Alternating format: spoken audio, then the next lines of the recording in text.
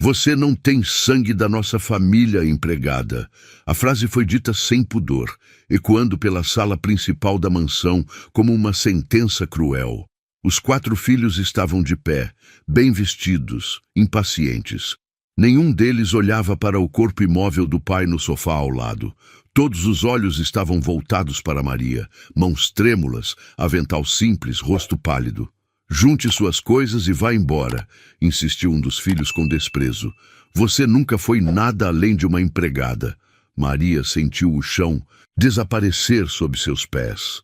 Mas o que ninguém naquela sala sabia é que aquele não era o fim da história. Era apenas o começo da maior reviravolta daquela família.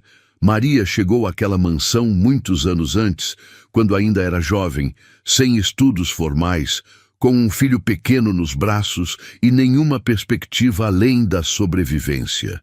Foi contratada para limpar, cozinhar e cuidar da rotina básica da casa de campo onde vivia Victor Bering, um empresário milionário conhecido na cidade pelo poder, mas também pela solidão. Desde o primeiro dia, Maria fez mais do que lhe era pedido. Ela organizava a casa com cuidado, preparava as refeições favoritas de Victor sem que ele precisasse pedir, percebia mudanças de humor, lembrava horários de remédios, escutava quando ninguém mais escutava. Com o tempo, a relação entre patrão e empregada deixou de ser apenas profissional. Não havia intimidade exagerada, nem favores fora de lugar.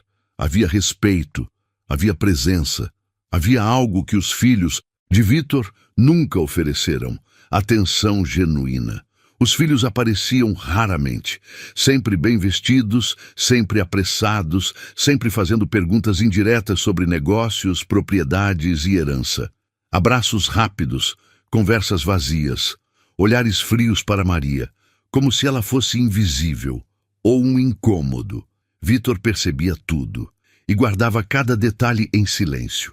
Foi por isso que, nos últimos meses, ele tomou uma decisão que mudaria o destino de todos naquela casa. Uma decisão que ninguém imaginava. Uma decisão que exigia paciência, observação e coragem. A mansão de Victor Bering sempre esteve cheia de luxo, mas vazia de afeto. Os corredores amplos ecoavam passos raros. Os quartos dos filhos permaneciam intactos, como cenários abandonados de uma vida que nunca mais voltou. Victor tinha vigor, postura firme e lucidez impecável. Apesar da idade, caminhava todos os dias pelo jardim, lia jornais, acompanhava negócios à distância e mantinha a mente afiada. Não era um homem frágil, era apenas um homem solitário. Maria era quem mantinha tudo funcionando. Acordava antes do sol nascer, preparava o café, organizava documentos, cuidava da casa e, sobretudo, fazia companhia. Às vezes, sentavam-se juntos na varanda ao fim da tarde. Victor falava sobre o passado, sobre a construção do império, sobre erros e acertos. O dinheiro constrói muitas coisas, mas afasta quase todas, dizia ele em tom sereno. Maria escutava com respeito. Nunca interrompia, nunca opinava além do necessário. Com o passar dos anos, os filhos começaram a aparecer com mais frequência. Sempre bem vestidos, sempre apressados, sempre com o mesmo roteiro. Perguntavam como o pai estava e logo desviavam a conversa para empresas, imóveis, ações e herança. Maria percebia os olhares atravessados, os cochichos na cozinha, as ordens secas quando Victor não estava por perto.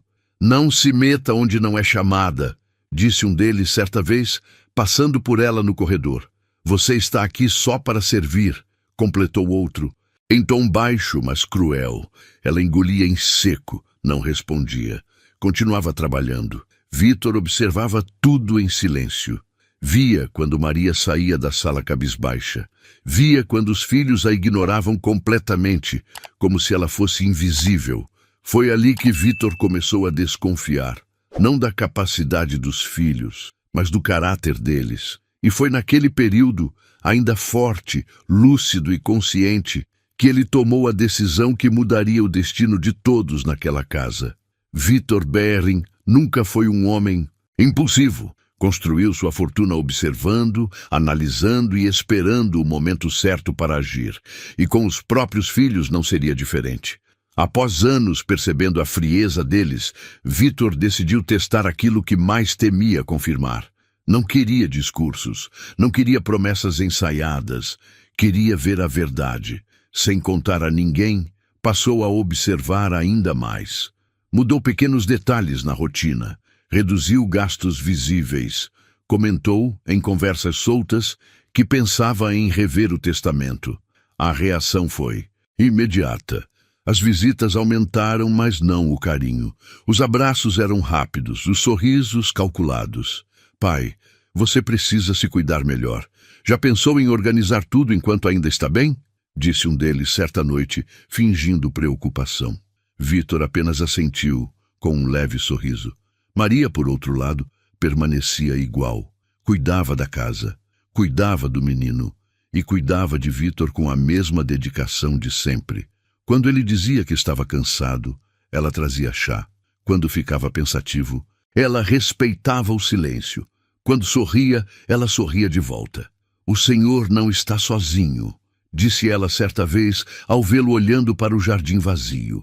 A frase ficou ecoando na mente de Vítor por dias. Foi então que ele decidiu dar o passo final. Um teste definitivo, algo que revelaria quem realmente se importava e quem apenas aguardava a herança. Planejou tudo com cuidado.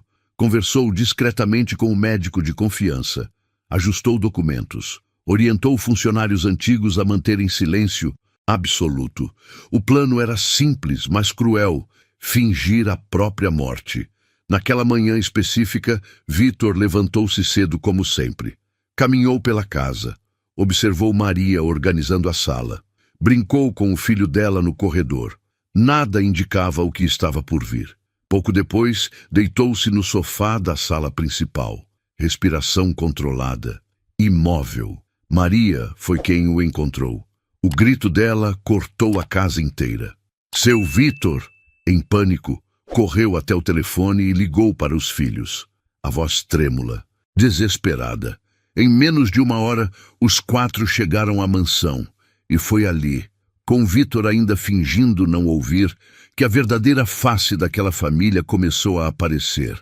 A mansão, antes tranquila, foi tomada por passos apressados e vozes controladas demais. Os filhos de Vítor chegaram quase ao mesmo tempo, cada um com sua expressão ensaiada de choque. Nenhum deles correu até o pai. Nenhum se ajoelhou ao lado do sofá. O primeiro impulso não foi o desespero, foi o cálculo. Ele já chamou um médico? Perguntou o mais velho, olhando ao redor, mais atento às testemunhas do que ao corpo imóvel.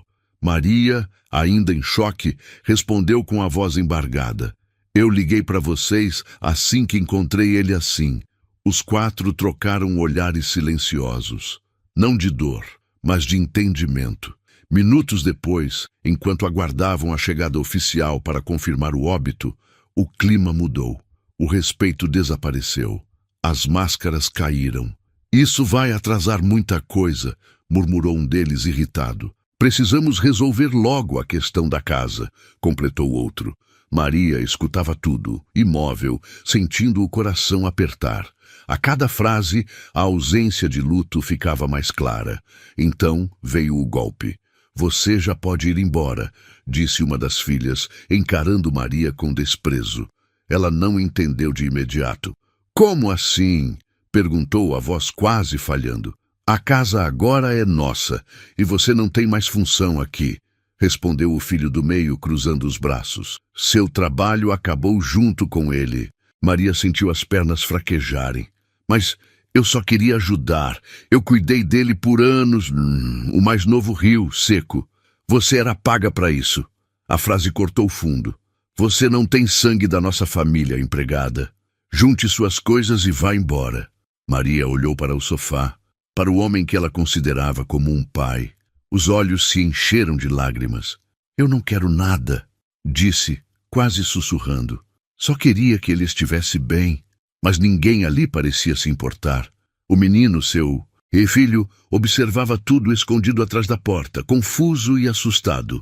E naquele exato momento, deitado, imóvel, respirando com cuidado, Victor Bering ouviu cada palavra, cada desprezo, cada insulto, cada verdade que nunca ousaram dizer diante dele.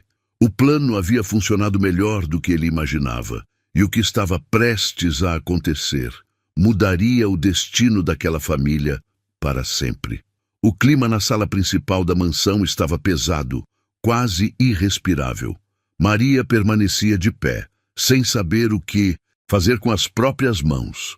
O avental simples contrastava com os ternos caros dos filhos de Victor, que conversavam entre si em tom baixo, mas carregado de pressa e frieza. Nenhum deles demonstrava luto, nenhum deles demonstrava respeito. Precisamos resolver isso logo, disse o filho mais velho, ajeitando o relógio de ouro no pulso. O advogado deve chegar a qualquer momento. E essa mulher ainda está aqui, completou a filha, olhando para Maria como se fosse um móvel fora do lugar. Já demos a ordem. Maria respirou fundo. A garganta ardia. Eu só queria pegar minhas coisas, disse com a voz baixa, e me despedir direito. Despedir? Zombou o outro filho. Você já ficou tempo demais onde não pertence. Foi nesse momento que algo mudou no ar. Um som quase imperceptível rompeu o silêncio. Um suspiro. Depois, um leve movimento no sofá. Maria foi a primeira a perceber. Seus olhos se arregalaram. O corpo enrijeceu. Ela deu um passo para trás, sem conseguir dizer nada.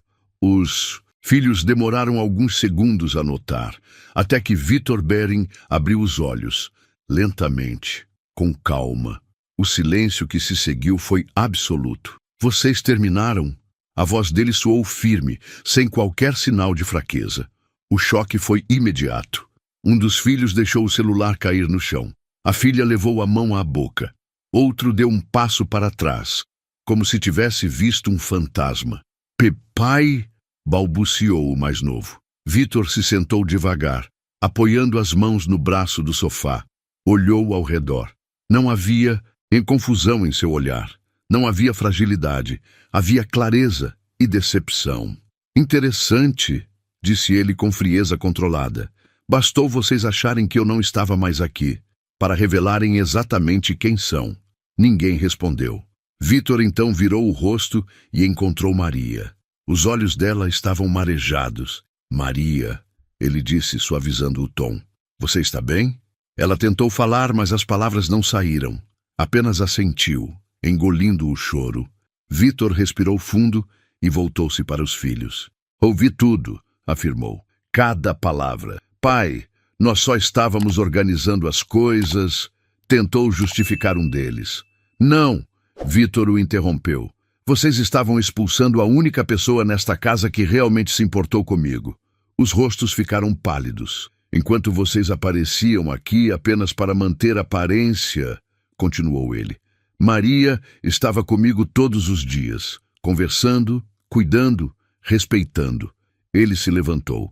Não havia qualquer sinal de fraqueza em seus movimentos. E ainda assim, disse encarando cada um, vocês tiveram coragem de dizer que ela não tem sangue da família. O olhar de Victor endureceu. Sangue não faz família. Caráter faz. Um silêncio constrangedor se instalou. Vocês falharam no único teste que realmente importava, concluiu ele. O teste de humanidade. Os filhos não sabiam onde olhar. Victor então fez um gesto firme. Chamem o advogado. Agora! Ele voltou-se para Maria e colocou a mão em seu ombro. Não tenha medo, disse com serenidade. A verdade sempre aparece. E hoje ela apareceu inteira. O advogado chegou à mansão pouco tempo depois, trazendo consigo uma pasta de couro escuro e uma expressão séria. O clima na sala havia mudado completamente. Onde antes havia arrogância e pressa, agora existia silêncio e tensão. Os 4 filhos se sentaram no sofá e nas poltronas, inquietos. Alguns cruzavam as pernas nervosamente, outros mexiam nos anéis caros, tentando disfarçar o medo que crescia por dentro. Ninguém mais ousava encarar Maria. Ela Permaneceu em pé, próxima à porta, como se ainda não se sentisse parte daquele espaço. Vitor percebeu. Maria, disse com firmeza tranquila, sente-se aqui comigo. Ela hesitou por um segundo, mas obedeceu. Sentou-se ao lado dele, com as mãos unidas no colo, o coração acelerado. O advogado pigarreou e abriu a pasta. Senhor Vitor Bering, começou, conforme solicitado, estou aqui para proceder à leitura do testamento. Os filhos se inclinaram para a frente quase ao mesmo tempo. Antes de começar, interrompeu Vitor, quero deixar algo claro. O que será lido aqui hoje não é fruto de impulso, é fruto de observação, de anos. O advogado assentiu e iniciou a leitura. No começo, nomes de propriedades, investimentos, contas. Os filhos tentavam manter a compostura, mas os olhos brilhavam a cada palavra relacionada à fortuna. Até que o tom mudou. Declaro que minha herança principal será destinada à pessoa que esteve ao meu lado quando a riqueza já não era suficiente para comprar companhia. Os filhos se entreolharam. A pessoa que cuidou desta casa, mas principalmente cuidou de mim. O silêncio se tornou pesado. Maria dos Santos. O nome ecoou pela sala como um trovão. Maria levou as mãos ao rosto imediatamente. As lágrimas começaram a cair antes mesmo que ela pudesse reagir. A ela deixo a totalidade da mansão de campo, bem como a maior parte dos bens financeiros. Um dos filhos se levantou bruscamente. Isso é um absurdo, gritou. Ela não é da família. Vitor ergueu a mão pedindo silêncio. O advogado continuou, sem alterar o tom. Garanto também que o patrimônio destinado a Maria será protegido por cláusulas que impedem qualquer contestação ou tentativa de retirada por terceiros. Os rostos dos filhos perderam completamente a cor. Aos meus filhos biológicos, o advogado fez uma breve pausa. Deixo o que lhes cabe, a responsabilidade pelas escolhas que fizeram. O impacto foi imediato. Pai, você não pode fazer isso, disse a filha, com a voz embargada. Vitor se levantou firme e olhou um por um. Posso. E fiz. Ele então se voltou para Maria. Você nunca precisou do meu nome para ter valor, disse com emoção contida. Mas merece tudo isso por quem você é. Maria chorava abertamente. Eu nunca fiz esperando nada, conseguiu dizer. Vitor sorriu. Eu sei. E foi exatamente por isso que você mereceu tudo. O advogado fechou a pasta. Os filhos, em silêncio, perceberam tarde demais que perderam aquilo que nunca souberam. Valorizar. Maria levantou-se e abraçou Vitor com gratidão e incredulidade. Naquele dia ficou claro para todos. Família não é sobre sangue. É sobre presença. É sobre caráter. É sobre amor. E enquanto alguns nasceram herdeiros, outros se tornaram família pelo coração.